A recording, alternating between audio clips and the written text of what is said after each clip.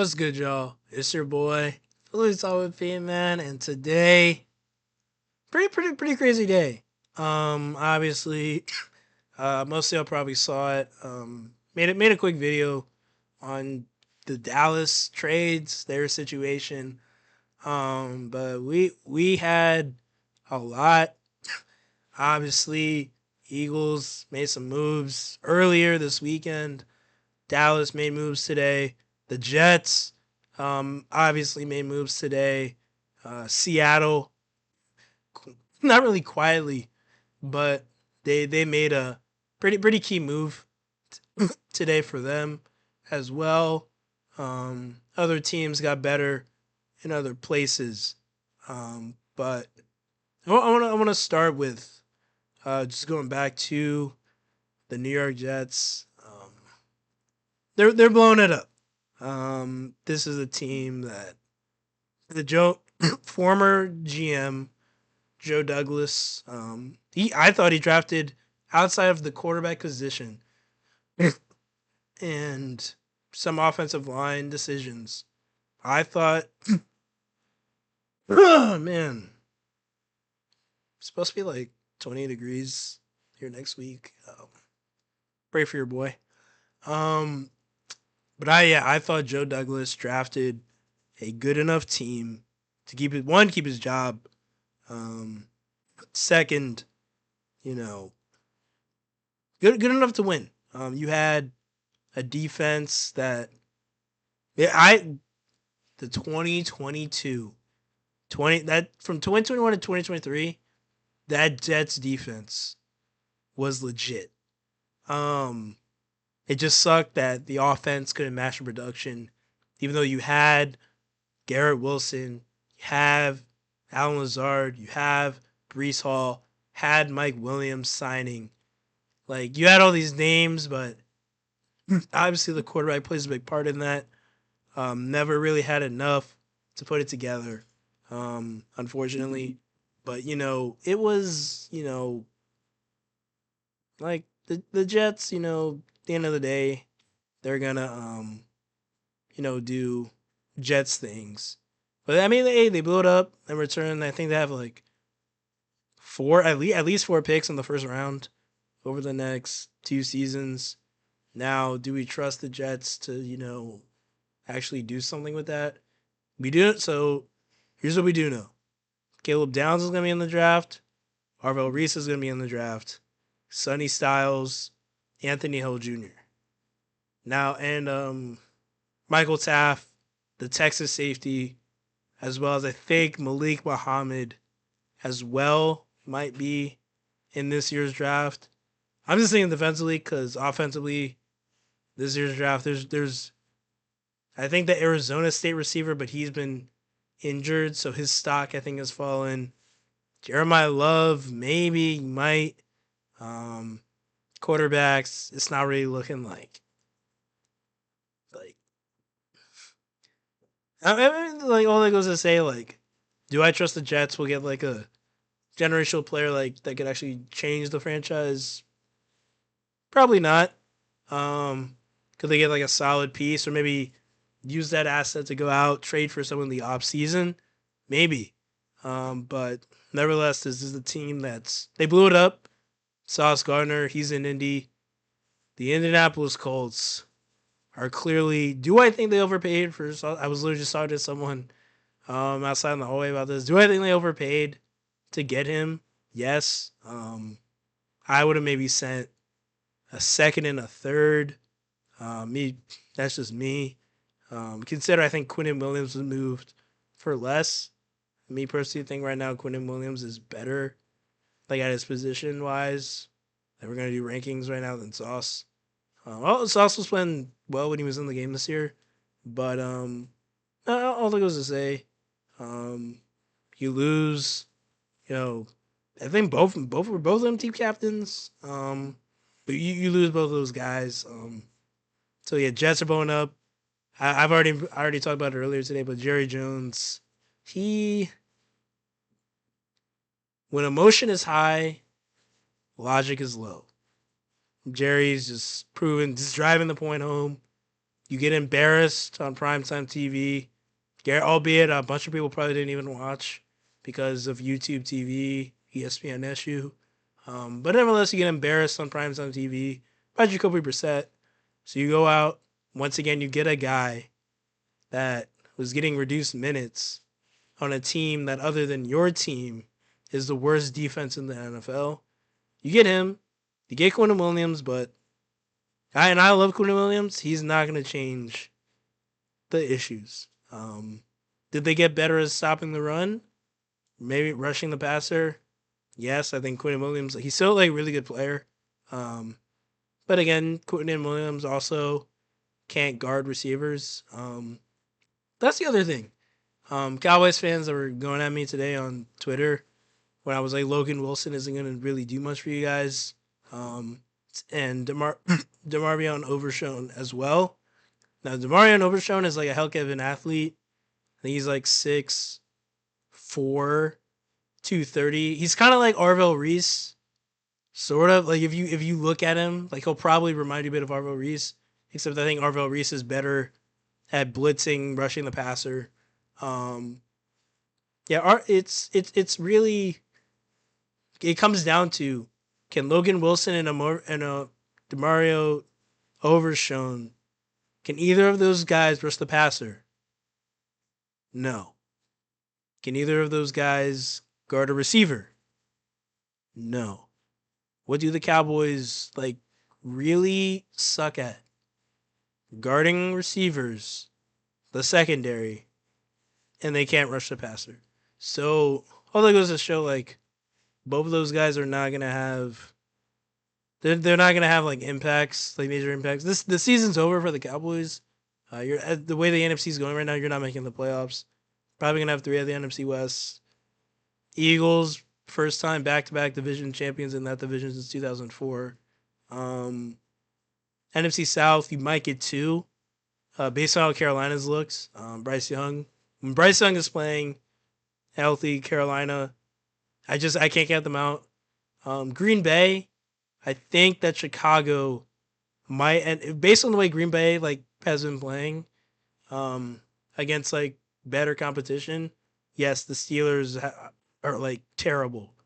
Like the Steelers are a turnover happy defense. We saw it; they had like 6, I think, against Indy last week. But like the Steelers are not. The Steelers defense is like they had a funeral in the tailgate, the pregame tailgate for the Steelers defense. That's how bad they've been.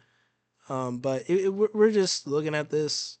Um, you know, Jordan Love, he's a roller coaster. Based on the way they're playing right now, I don't see the Bears. Like if the Bears just can't bear. They can't, stupid mistakes. Now the way they won this week, that was like the way they normally lose games. Like just the most inexcusable, inexplicable. Like what the heck? Like what were you doing on defense there? Or offense, like fumbling the ball. But they've benefited from 2 teams executing poorly this season. Washington and this week Cincinnati. Um, you had, obviously Caleb Williams. The Ravens game last week. That's just, yeah. Sometimes Caleb Williams is still like he's like what are you doing? But we're not gonna hate it too much, DMV kid. Although he did go to my rival high school. Um, Shout out Caleb Williams. Hung 47 on the Bengals. And it's unfortunate because I know there are players on the Bengals defense that are not as bad as like they've like. I mean, I'm a little biased, like, but I'll say it. DJ Turner, Dax Hill, they were like 2 of the best corners in the country at Michigan. Now the Bengals, like, it's making them look like they've never learned how to cover.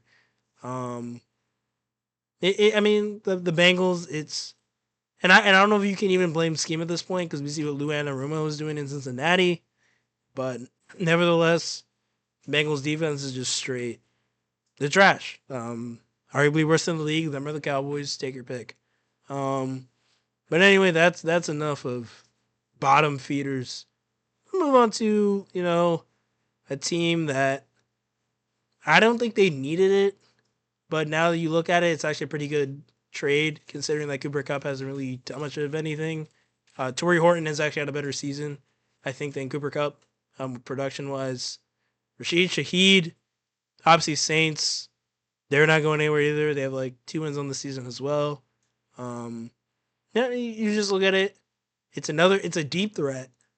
He can take the top off the defense. That allows JSN to potentially get more one on ones. Safety has to pay more attention to Shaheed.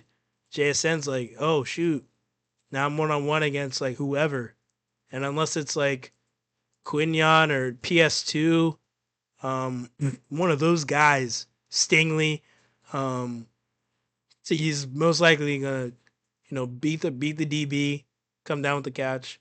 JSN's on a historic pace right now. He's doing what AJ did in 2023, 100-yard games. Um, do I think he's gonna eat? Well, he can't miss a game. Um, but I think he does have a chance to break that Megatron record that Tyreek was trying to catch. This 2 years or 3 years ago now, Tyreek was trying to catch that. I think he ended up like 1,700 or something, but that was a generational Tyreek Hill run. But Seattle, if I had to choose biggest threat right now, Eagles to the Eagles, Seahawks or the Rams. The the only reason I would say the Rams is because the respect that as an Eagles fan I have for Matthew Stafford, who by the way should be easily at bare minimum top 3 in the MVP convo right now. He's been balling.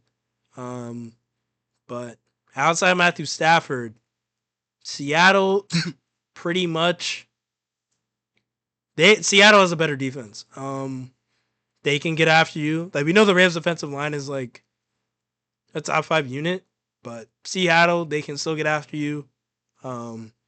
They have much better secondary play.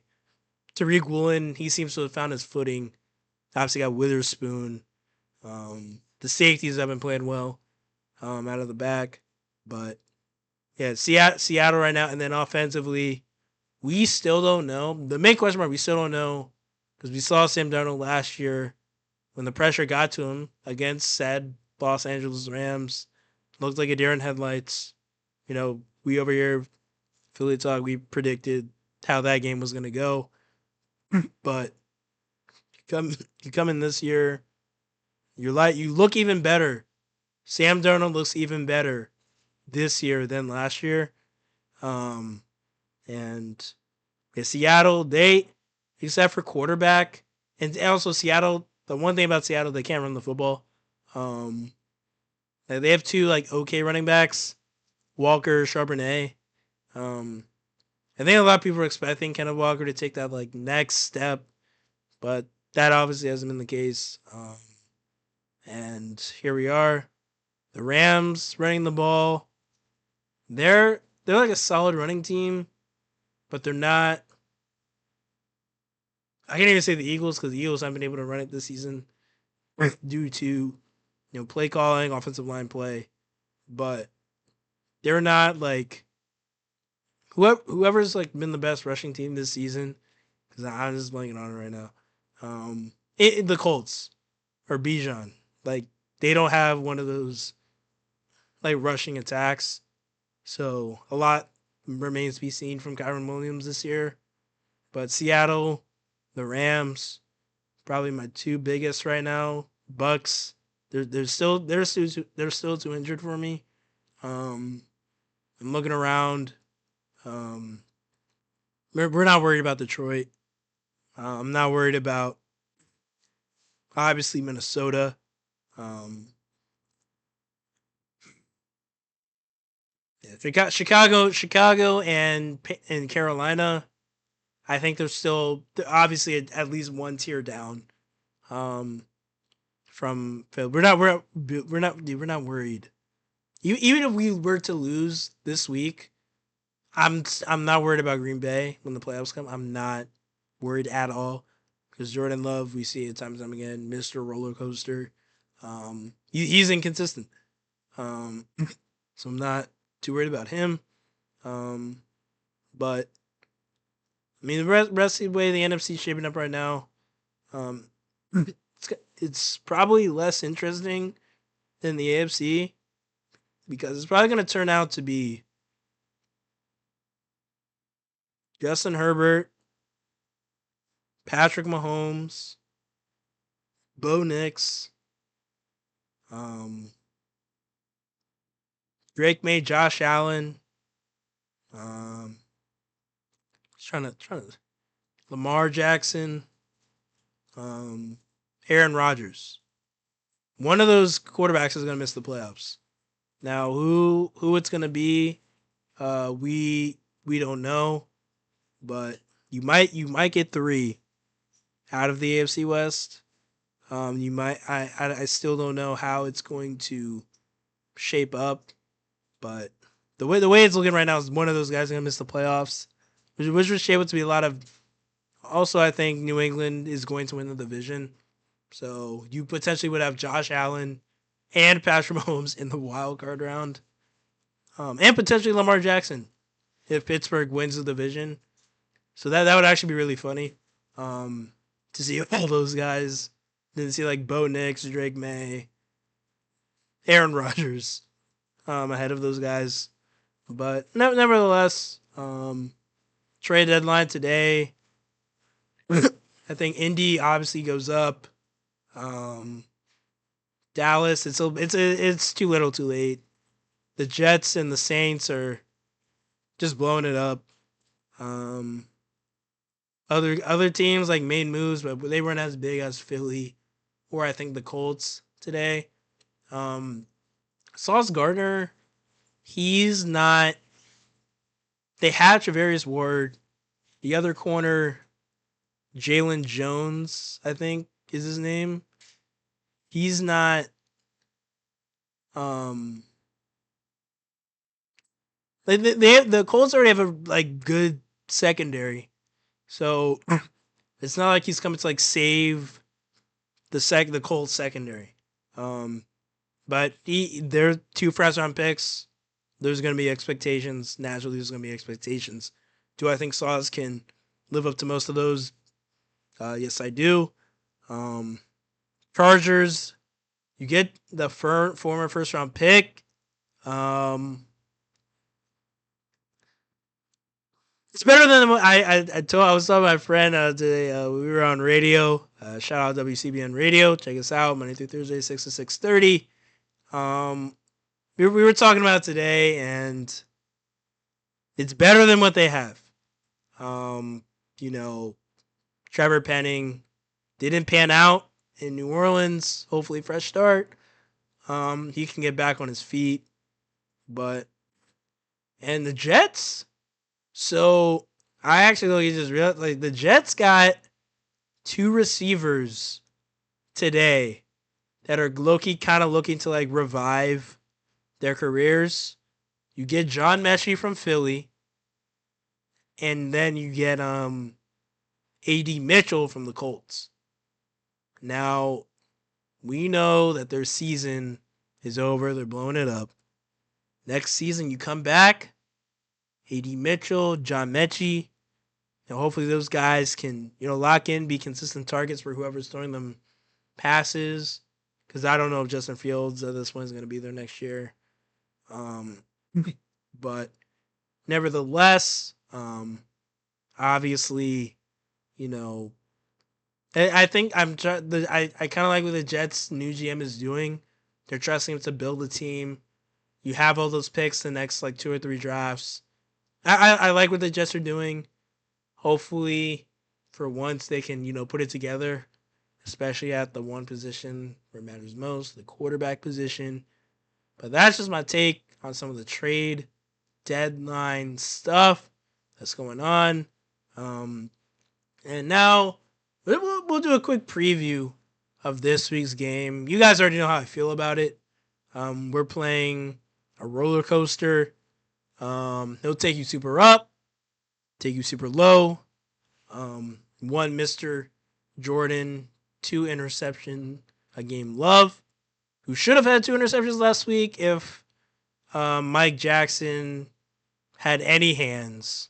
I started like, bro, why'd you jump up like your knees to try to catch the ball? But hey, but nevertheless, he just got outplayed by Bryce Young and the Carolina Panthers. Looked awful for most of the game. Um, um, and so Eagles, obviously, Michael Carter, Jalen Phillips. Jalen Phillips and Nolan Smith, I think, are going to get an equal amount of snaps since one just got traded and is new to the team, and the other guy is coming off of IR. I think they're going to kind of split that. Obviously, Jalix Hunt. Jalix Hunt probably going to get a sack. Josh Uche, hopefully he's not grittying when he gets off his line. Jalen Carter, he's going to have a day. And the last piece, Jair Alexander. First game as an Eagle against his, team that drafted him, team that when he was at his best, all pro level. Jair Alexander, once again, Eagles fans, it can't like no matter what he looked like in Baltimore, his last year in Green Bay, and he can't stay on the field. It can't be any worse than Adoree Jackson and Keely Ringo. Just remember that. Just put it in the back of your head right now. Whatever happens with Jair, it can't be any worse. It can't. Um, like all we need you to do is just take care of the CB2 for most of the game. If we need, because we know Quinion doesn't need safety help. If you need some safety help, we'll send Blankenship. We'll send Makuba over to help you out bracket. But just don't get cooked. Don't get cooked like Deron Bland. You know, just don't get cooked. Defensively, Quinion Mitchell is he's good, like long arms. He 6'2" maybe. 6'3". 6'3" might be a stretch. But Quinion he's like lanky guy. He's gonna be going up most likely against Christian Watson. Now Christian Watson is similar in build to Cortland Sutton, who we saw Quinion struggle with. So because Cortland Sutton is pretty much AJ Brown in a Broncos uniform. We're talking like 6'5", 230. Like it's pretty like just the way like people are like excited to see Quinion go at it with AJ. I'm certain Broncos fans love to see PS2 versus Cortland Sutton. Because I mean that's gotta be a straight battle, dogfight in practice. I would love to see me personally who gets the better of that matchup. But yeah, Cortland Sutton, you see how big like a big guy. So Quinn struggle with him. Christian Watson kind of the same build, a little faster, not as good hands as Cortland Sutton, but it nevertheless is gonna be a test for Quinion. I'm not worried about whoever's in the slot, whether it's Romeo Doubs or Matthew Goldberg. We're not worried about any of those guys. Because we know Coop's gonna leg it down. Whoever's on the outside, whether it's like Dontavian Wicks or Malik Heath, like Jair, just if you get one of those guys, Jair, like please don't get beat by like Malik Heath. Like just don't. But and then run game, I'm confident. Nakobe out there on the field with Jordan Davis. That joint is gonna get shut down. Zach Bond, hopefully. QB spy, please, Vic. Please, Vic. Please put a QB spy this game. It's a mobile QB. Please, Vic, put a QB spy. But nevertheless, I'm confident that our edge rushers can get the better of Green Bay's tackles, apply that pressure. Then on the flip side, Green Bay's defense, they also have a very good, excellent linebacker core. Micah, Rashawn Gary, Edrin Cooper, Van Ness. The crew, solid D line, Devontae Wyatt, Quay Walker as well. Um, the weakness that hopefully the Eagles will exploit, since Green Bay is most likely to take the runaway first, as every team has done this year, Keyshawn Nixon and Corey Ballantyne. If I see A.J. Brown lined up one-on-one against Carrying Valentine, if I see Devontae Smith lined up one-on-one against Carey Valentine, like we saw week 1 last year, halftime, second half, straight out the gate, second play, A.J. Brown one-on-one man coverage, Jair Alexander at the time, beat him over the top. We saw in the playoffs, Dallas Goedert, get off me, Carey Valentine, you little man, straw man. Didn't have enough bricks in his back pocket. These two corners are not that good. That goes to say.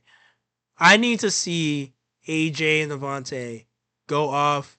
Jahan Dotson against whoever the hell the third corner is for Green Bay. I need him and or Darius Cooper to contribute as well. Dallas Goedert, especially in the red zone, I think he's going to play a really big role. And I need Jalen Hurts to do what he's been doing all year, not put the ball in harm's way, make the right throws, make the right reads. I need guys to be locked in. AJ, all the trade speculation, what we all knew was BS, is over. AJ, I need you to be locked in. Other O-line, I need y'all to be on your game. But I'm confident in this team. Final score prediction. I'm gonna go. Said earlier today, I'm gonna go Eagles 31, Green Bay 16. I just think that the Packers, the way, like you don't know, like you flip a coin to know what Jordan Love you're gonna get, and the Jordan Love that plays sensational is often against poor defenses, as we saw with the Steelers. Other games he goes off, where against better defenses, it's typically when Jalen Hurts has his best games. But hey, that's just my 2 cents on it. But it should be a really good matchup. And, hopefully, Eagles continue to, quiet those doubters, quiet those haters, as they do best. Because it's Philly sports, no one likes us, but we don't care. But hey, man, it's your boy, Philly Talk PA. Always keep it a buck. Always keep it a stack over here, man. I'm out.